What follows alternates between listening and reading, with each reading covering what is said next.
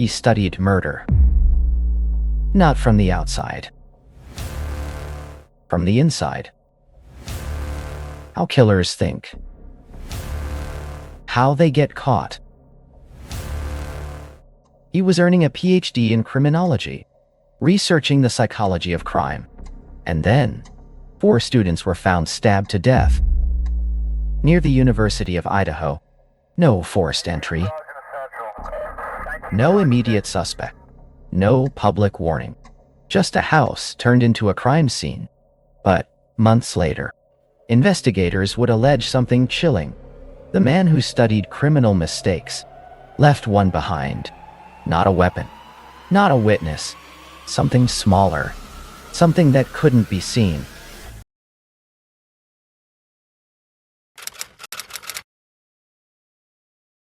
Something would eventually lead investigators across state lines, across family DNA records, across months of silence. But before any arrest, before any name was made public, there was fear. A quiet college town, 4 victims, and a killer who vanished into the night. Surveillance cameras picked up a white sedan. It circled the neighborhood late, again, and again. Phone data would later suggest movement. Then, suddenly, darkness. A phone going offline during the exact window of the murders. If this was planned, it wasn't reckless. It was studied, calculated, deliberate. But the one thing no textbook teaches is how small arrogance can be, and how loud it becomes once investigators start listening.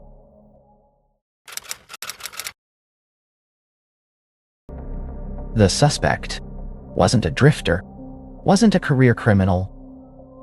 He was studying crime, a criminology PhD student. He didn't just study criminals. He interviewed them, asked what they felt, what they thought, what mistakes they made. That detail changes everything. Investigators would later say his phone traveled near the victim's home more than once, late at night, short stops, then gone. If that's true, it suggests familiarity, and familiarity creates confidence. But confidence is dangerous, because confidence whispers, "You won't get caught."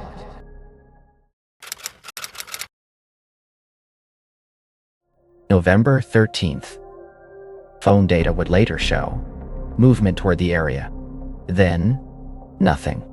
The signal vanished. When it came back online, it was miles away, as if distance could erase doubt, as if powering down a device meant powering down consequence. But crimes aren't solved in darkness. They're solved in the details. And one detail was still inside the house.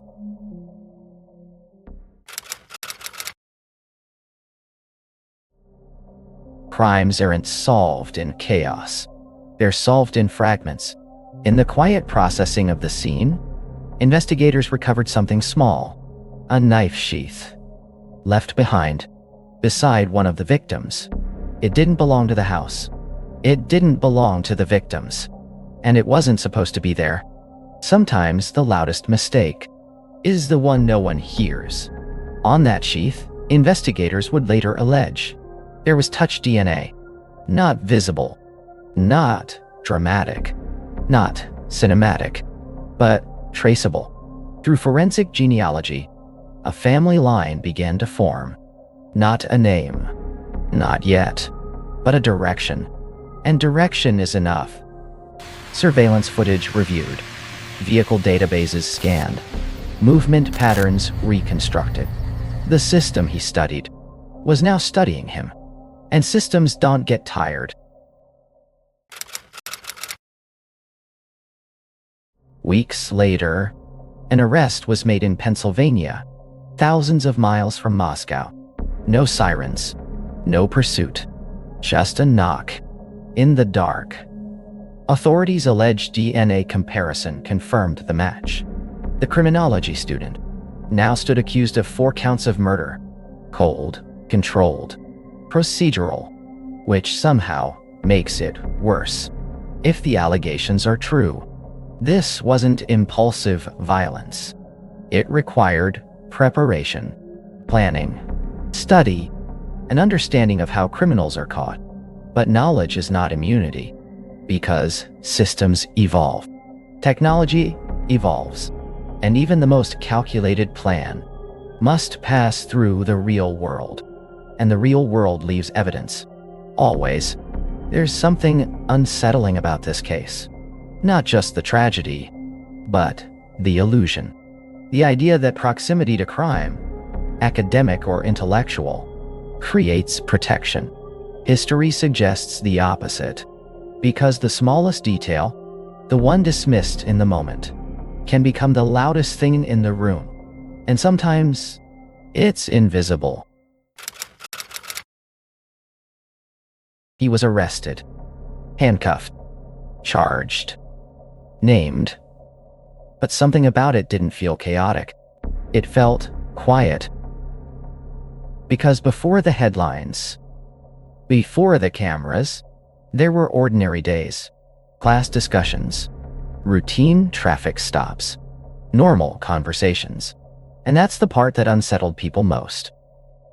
Not rage, not madness, stillness, the ability to move through life without anyone sensing what was beneath the surface.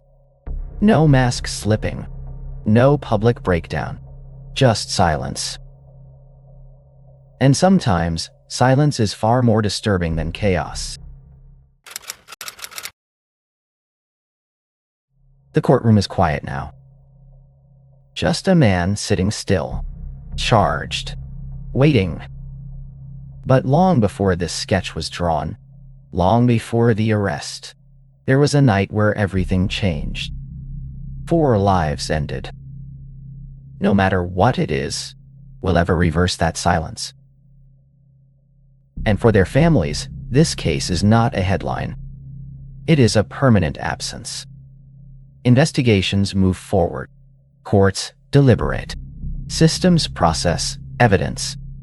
But justice, even if delivered, does not restore.